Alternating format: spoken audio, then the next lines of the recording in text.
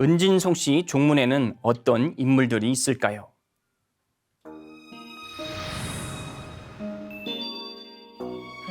조선 초기의 인물로 쌍청당 송유가 있다. 그는 시조의 6세 손이며 또한 중시조다. 송유는 불과 12살에 과거 급제하여 종칠품 부사정에 오른다. 하지만 조선 초 왕자의 난 등으로 조정이 어지러워지고 신덕왕후 강씨 사후 그녀의 위패가 태조미에 모셔지지 않자 이를 한탄하는 글을 올리고 13세에 과감히 벼슬을 버리고 고향 회덕으로 돌아온다. 이후 태종이 여러 차례 불렀으나 응하지 않고 당대 덕망이 높은 인사들과 교리하며 오직 학문에만 정진한다. 후에 홀어머니인 고흥 류씨와 함께 지금의 송촌동으로 이거하는데 지금까지 600여 년 동안 대를 이어 내려온 은진송씨 대종가가 있는 곳이다.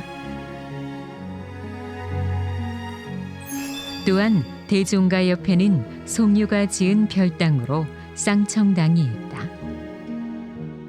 쌍청당은 난계 박연이 지어준 당호인데 쌍청은 맑은 바람과 밝은 달의 두 기상을 상징한다. 송유는 이 두 기상을 마음속에 새기고자 쌍청당을 자신의 호로 삼는다. 그는 향년 58세의 생을 마쳐 대전광역시 동구 파남동에 묻히는데 묘소 인근에는 쌍청당 애각이 세워져 이를 알리고 있다. 쌍청당 애각은 화강암 괴석의 3면에 23자의 글씨가 새겨져 있는데 이 글은 1687년 숙종 13년에 우암 송시열이 지었다고 한다.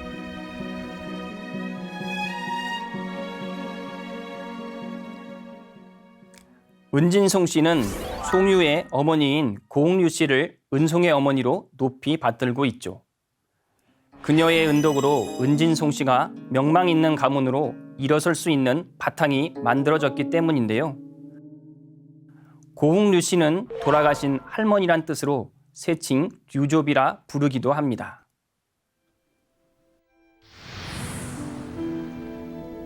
고흥류 씨는 당시 고려의 수도 송도에 살고 있던 송극기와 혼이 난다. 하지만 불행히도 아들 송유가 4살 때 남편은 세상을 떠나고 만다. 이에 친정부모는 불과 20돌의 청상과부가 된 딸의 장례를 걱정하여 제가할 것을 권유한다. 당시 풍속으로 여자의 재혼은 당연한 것이지만 그녀는 어린 아들과 일생을 함께할 뜻을 세운다. 이에 그녀는 어린 아들 송유를 얻고 500여 리를 걸어 시댁이 있는 회덕으로 내려간다. 하지만 시아버지는 그녀를 받아주지 않는다. 내 어찌 이토록 고생을 했느냐. 여자로서 부모의 말씀을 따르지 않는다면 이것은 삼종지도를 모르는 것이다. 그녀는 울면서 이른바 저의 삼종지도라는 것은 등에 업힌 아이에게 있습니다 라고 하니 시부모가 감동하여 마침내 받아주었다 한다.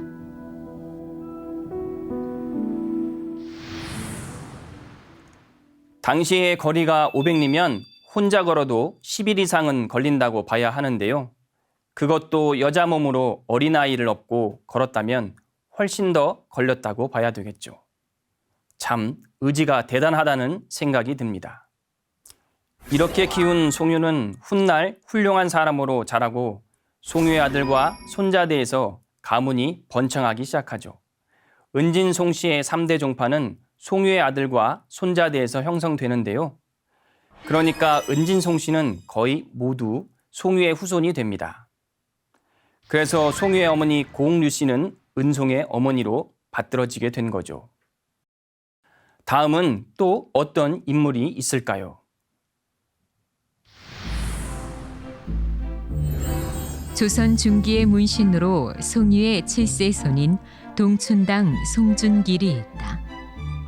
그는 송시열과 함께 당대를 대표하는 성리학자며 또한 서인의 중심인물이다. 송준길과 송시열은 13촌 숙질간인데 세상에서 양송으로 불릴 만큼 어려서부터 함께 공부하며 평생 학문과 정치적 동지가 되어 사후에는 함께 문묘에 배양되는 영예를 얻는다. 살아 움직이는 봄과 같아란 뜻의 호를 가진 동춘당은 내면이 고두면서도 성품이 밝고 온화했다고 한다. 44세 때 중건한 별당이 자신의 호를 딴 동춘당인데 지금은 시민공원으로 조성돼 있다. 또한 그는 송시열과 함께 양송체로 당대의 명성을 날렸는데 당시에 문장은 우암이요 명필은 동춘이라는 말이 회자될 정도다. 조선시대 통틀어 묘비명 글씨를 가장 많이 쓴 사람이 송준길이라고 한다.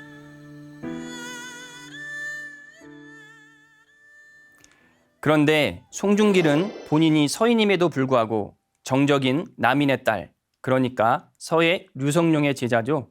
대제학을 지낸 정경세의 둘째 딸과 혼인하게 됩니다.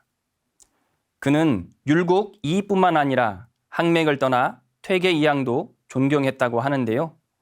동춘당은 자신의 호처럼 그렇게 온화하고 열려있는 사람이었습니다. 다음은 또 어떤 인물이 있을까요? 송준길과 함께 성균관 문묘에 배양되고 조선왕조실록에 3,000번 이상 등장하는 인물이죠. 또한 우리나라에서 유일하게 송자라는 성인의 칭호까지 받은 분인데요. 우암 송시열입니다. 송시열은 율곡이이와 김장생에 이어 기호학파의 정통을 잇는 조선 주자학의 거두며 또한 노론의 영수다. 그는 충청도 옥천에 있는 외가에서 태어나 8살 때 친가가 있는 회덕으로 돌아온다. 그를 낳을 때 어머니 곽씨는 명월주를 삼키는 태몽을 꾸었고 부친은 공자가 여러 제자들을 거느리고 집으로 들어오는 꿈을 꾸었다고 한다. 그래서 어릴 때 이름은 성인이 보낸 아이란 뜻의 성례이다.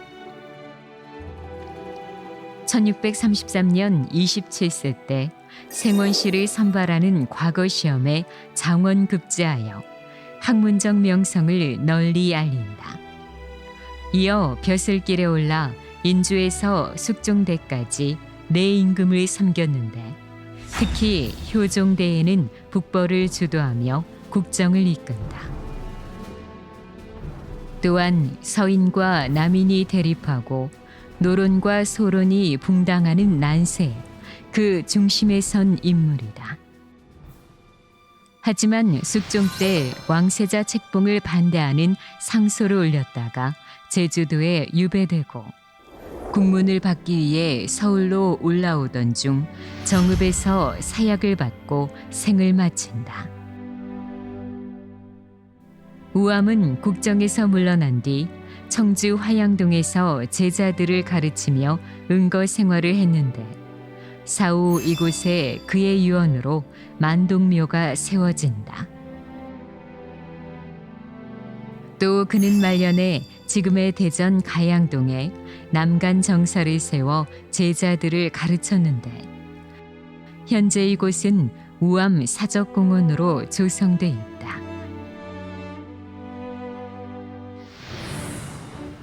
이외 은진 송씨 물로는 학문이 뛰어나 송준길, 송시열과 함께 삼송으로 일컬어진 송규렴이 있다. 또 의사조약이 체결되자 을사오적을 차명에 처할 것을 상소했으나 실현되지 않자 울분을 참지 못하고 음독자결한 송병선과 1910년 경술국치로 나라가 망하자 음독순국으로 일제에 저항한 송병순 형제가 있다. 그리고 일제강점기 창덕궁 금호문 앞에서 사이토 총독 처단을 결행했으나 실패해 서대문 형무소에서 순국한 송악선과 1919년 전국 유림에서 파리 만국평화회의에 보낸 독립청원서인 파리 장서로 옥고를 치른 송호기, 송호곤과 송철수, 송호환, 송재락 등도 모두 은진 송씨이다.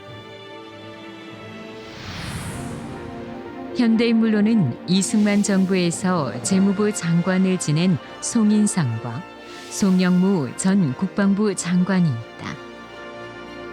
또 연예계엔 배우 겸 공연기획자인 송승환과 충무로 대표 배우 송강호를 비롯하여 배우 송일국과 송중기, 보이그룹 위너의 멤버인 송민호, 개그맨 송중근 등이 있다.